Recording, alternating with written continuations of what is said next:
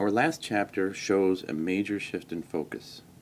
For the last 9 chapters, we've been scrutinizing many individual sentences to identify constituents, verb types, and many other grammatical structures. Now we are taking a step back and looking at what happens when we have sentences strung together in paragraphs and pages. Looking at page 235, we see some italicized words that sum up this shift in focus. We have up to this time been concerned with analyzing and identifying, and now we are told we would be more concerned with reflecting. Another word I like to use for this chapter is the word strategy.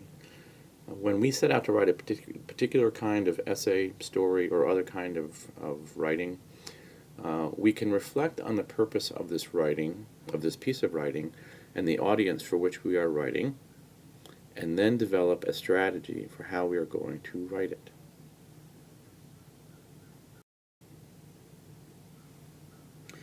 This strategy is a rhetorical strategy.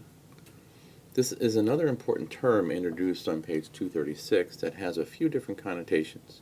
But for our purposes, we mean by rhetorical an attention to effectiveness. It could be in writing or speaking. Ancient Greeks had this science of rhetoric, which was applied to speaking publicly as well as to writing.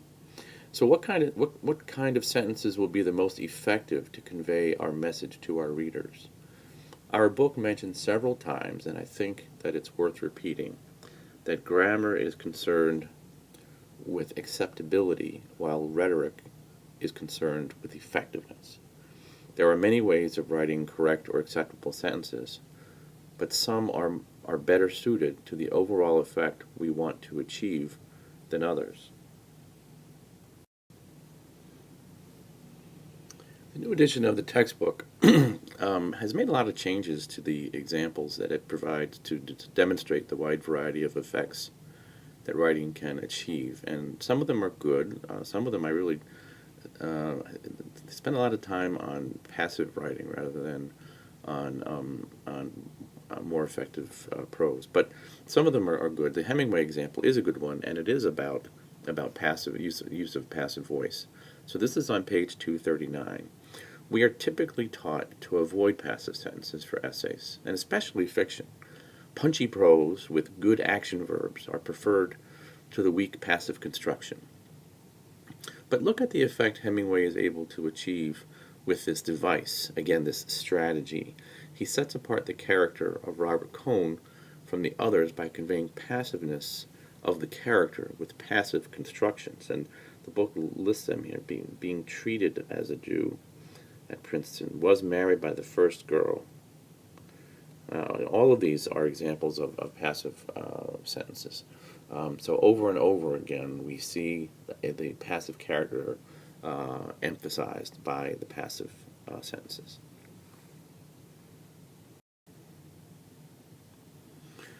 The Dickens example on page 240 is also interesting. Such an extensive use of fragments, especially in 19th century fiction, would seem to be so incorrect and unacceptable, but there it is. Look at this whole thing is just fragments, fragments, fragments. In both these cases, I would reinforce the idea that writers develop a strategy to accomplish a particular effect. And we don't always pay attention to that, but as we get to be more active analyzers of language, we kind of learn more about how writers go for this rhetorical effectiveness. This new edition of the textbook, however, has taken out an example of a writing strategy that I think was the best example. I can't for the life of me understand why they have done this. Look at this example from a previous edition, and I'm just going to read it. And this is the story about Nick getting caught in his girlfriend's house with his girlfriend's parents are coming home. They are apparently in bed or in some kind of semi-clothed state So it's kind of a racy story, but here it goes. Nick took long strides, pumping his arms. Let me just stop this for a second. Okay, so pumping his arms, running with more purpose than ever he had on a football field. He shot through the division that quiet October morning, keeping aslant the windows of Julie's house. He rocketed through backyards, vaulting low fences, ducking clotheslines, rousing dogs to clamorous barking, staying away from the street where the street should Mr. Kelly decide to leave the house as unexpectedly as he arrived. Now, I'm not going to read this thing where it says Romano could have written a paragraph this way, but you might just want to read that yourself to see, just to compare the differences here. Now, you see that I've underlined a number of words, and all of those are present participial phrases. And as we get closer to the end of that paragraph, they increase the numbers, a whole string of them. And this is a way of picking up the pace of the way we read it. He does it with the present participial phrases and lots of commas, so we don't stop with a lot of sentences. But also the diction, the choice of words he uses. He rocketed rather than just ran. I'm trying to think of another, vaulting low fences. They're really, good action words. It's really punchy. So this helps convey a sense of urgency in his situation. So it's a choice, it's a strategy. And then later, when the kid has escaped the danger of being caught, the author shifts gears and slows the pace down dramatically, suggesting the coming down from that state of urgency, a slowing heart rate. All right, here, take a look at this. Okay, so Nick is slowed down, and he's trying to catch his breath. Nick took a deep breath where he stood at the edge of uptown Medville. He looked up High Street. Cars waited at the light, ready to head his way. At the moment the light turned green, and Nick instinctively stuck out his thumb, he felt something wrong. He patted his back pocket. Empty. Nick felt a sharp giving sensation in his bowels. His wallet was gone, and instantly he knew where it was. Somewhere on the living room floor at Julie's. So again, the pace has certainly slowed, and so the rhetorical strategy is trying to achieve a certain effect. So I'm kind of wondering why they took this thing out. It's been in all of the other editions of this textbook, and so I don't think it's because it's too racy for college students, but really. But since the author is dead, I mean, the original author of this book died a while ago, but maybe they just said, okay, let's just take it out. Anyway, I don't know why they did, but I do think that this was a good way of demonstrating how an author can achieve a specific kind of effect. On page 242, there is an important section on the research of Kellogg Hunt. If it sounds familiar, it should, as the purpose of this textbook and many others is organized around it. As we get older, we find more sophisticated, effective, and interesting ways, and also economical ways, of using language than we did as younger kids.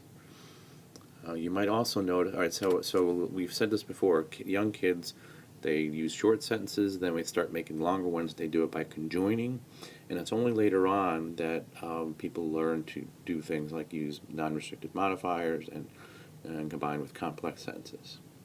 You might also notice that the progression of grammatical structures listed in here matches very closely the progression of those structures in our book. So there is an internal logic in how it is organized.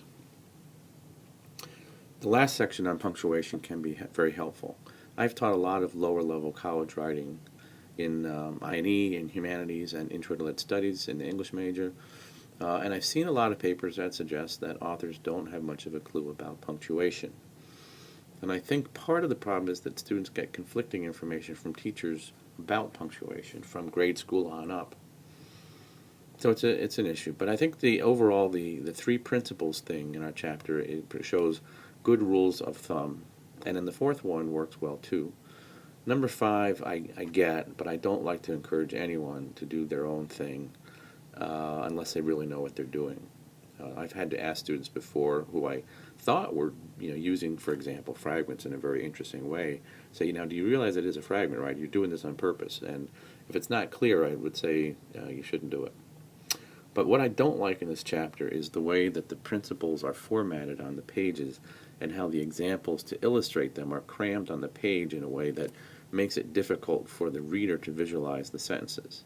I would have liked it better if he had listed the 3 or even all 5 first in a bullet list and then go back and address each one separately. But what can we do? All right, well, if you've gotten this far, you've pretty much completed the course, so congratulations. The only thing left for you to do is take the final project, and what I call the grammar and style analysis project. There are no diagrams and no quiz. You will now be applying what you've learned about language, or about how language works, to your own writing. It is a bit more work than taking a quiz, but it will hopefully be more interesting for you to look at your own writing. There is a separate link on the Course Connect page to the instructions, and I hope to also make a video to walk you through the process. So look for that on Course Connect too.